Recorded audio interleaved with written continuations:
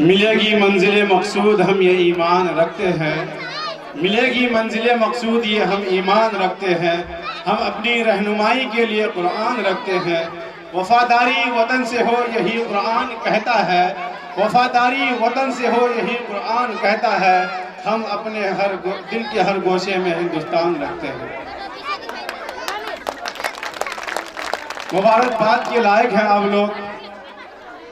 लगभग 10 बजे से अभी तक आपका ये मजमुआ खचाखच भरा हुआ है। इससे ये एहसास होता है, मालूम होता है कि आप लोग बाज़ौक़ लोग हैं, आप लोग इल्म से मोहब्बत करने वाले हैं, आप लोग पढ़े लिखों का कदर करने वाले हैं। वरना मेरे दोस्त, आप लोग खाना छोड़ करके आए हैं। बड़ी तादाद में हमारी माँ और बहनें हैं जिसको हम लोग बोलते हैं महीनी छोड़ के आए हैं, ना बनाए हैं ना खाए हैं, फिर भी यहाँ पर आए हैं। तो इससे पता चलता है कि हम लोग बहुत ही इल्म की कदर करने वाले हैं। और मुबारकबाद देता हूँ मैं हाशिम भाई को और उनके पूरी टीम को, जिन्होंने बहुत ही जद्दोजहद करने के बाद इस प्रोग्राम को इस लायक बनाया, आपको मदऊ किया और आप यहाँ पर तशरीफ लाए। और बड़ी खुशी की बात है कि हम सब के बीच कुल हिंद मजलिस इत्तेहादुल मुस्लिमीन बिहार के सदर व अमोर विधायक जनाब अख्तरुल ईमान साहब तशरीफ फरमा है। जनाब अख्तरुल ईमान साहब सिर्फ इस प्रोग्राम के लिए यहाँ आए हैं। उनको यहाँ से डायरेक्ट फिर ठाकुरगंज जाना है। तमाम तर प्रोग्राम को छोड़ने के बावजूद सिर्फ इस प्रोग्राम को अटेंड करने के लिए आए हैं। क्यों? इसलिए कि ये स्कूल का प्रोग्राम था, इल्म का प्रोग्राम है। और मैं मुबारकबाद देता हूँ जनाब अब्दुल ईमान साहब को, जिन्होंने इतनी मसरूफियात के बावजूद वक्त निकाल कर यहाँ तशरीफ लाए। मैं हाशिम भाई की जानिब से और इसके स्कूल के तमाम जिम्मेदार की जानिब से उनका शुक्र अदा करता हूँ। मेरे भाई, चूँकि मैं भी आप ही के इलाके का हूँ। कोचका परसराई मेरा परसराई गाँव है, लेकिन मैं अभी फ़िलहाल डगरवा में हूँ। मेरा हर गांव, हर पंचायत में जाना होता है पार्टी के काम से, अपनी पार्टी के विस्तार के लिए। मैं लोगों से मिलता हूं तो मुझे बहुत खुशी होती है। इधर के लोगों में एक बड़ी खुशी है जो अपने बच्चों को पढ़ाने में जद्दोजहद करते हैं।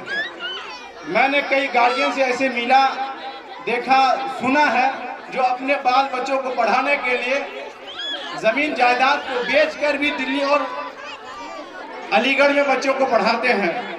इससे पता चलता है कि आपका इलाका इंशाअल्लाह अज़ीम ऐसे ही आपका शौक़ रहा तो इंशाअल्लाह एक दिन वो तारीख याद करेगी जो अहले इल्म के नाम से आपका गांव ही नहीं बल्कि इलाका जाना जाएगा।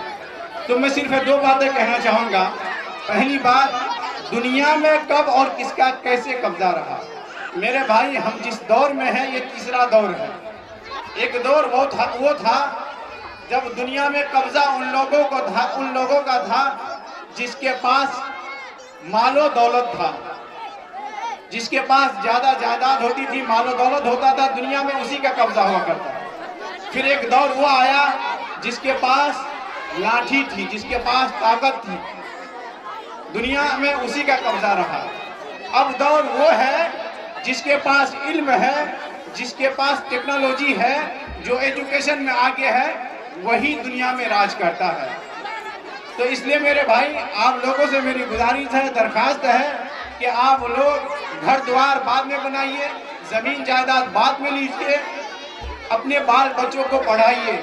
भाई है, अगर आपका छोटा भाई है, अपने भाई को पढ़ाएं। बाप है, अपने बाल बच्चों को पढ़ाइए।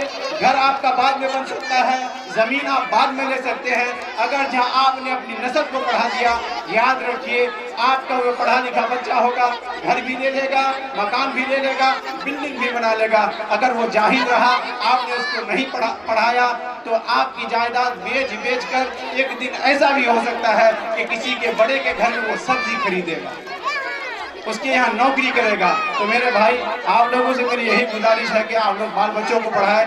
माँ बहनों से मेरी गुजारिश है, चूंकि बच्चे आपके पास ज्यादा रहता है, स्कूल में 6 घंटे 4 घंटे रहते हैं, बाकी के 16-18 घंटे आपके घर में रहता है। मेरी माँ और बहनों से गुजारिश है कि आप लोग, माँ का असर बच्चे पे बहुत ज्यादा रहता है, चूंकि बाप कमाने बाहर निकलता है, 24 घंटा बच्चे की अगर कोई रखवाली करता है, निगरानी करता है, वो माँ करती है। तो मेरी माँ और बहनों से गुजारिश है कि आप लोग अपने बच्चों पर ध्यान दें, अपने बच्चों को बुरे माहौल से बचाएं, अपने बच्चे को मगरिब बाद पढ़ने बैठाएं। अगर वो पढ़ने नहीं बैठता, साथ में आप खुद बैठे, तो आप जहां अगर ऐसा करेंगे, इंशाअल्लाह अज़ीम आपका बच्चा वफादार निकलेगा, फिर बड़ी गलती करने से बचेंगे। क्योंकि जब बच्चा जवान हो जाता है, बूढ़े माँ बाप मुखिया और सरपंच के पास जाकर शिकायत करता है कि मेरा बच्चा मेरा कहना नहीं मानता।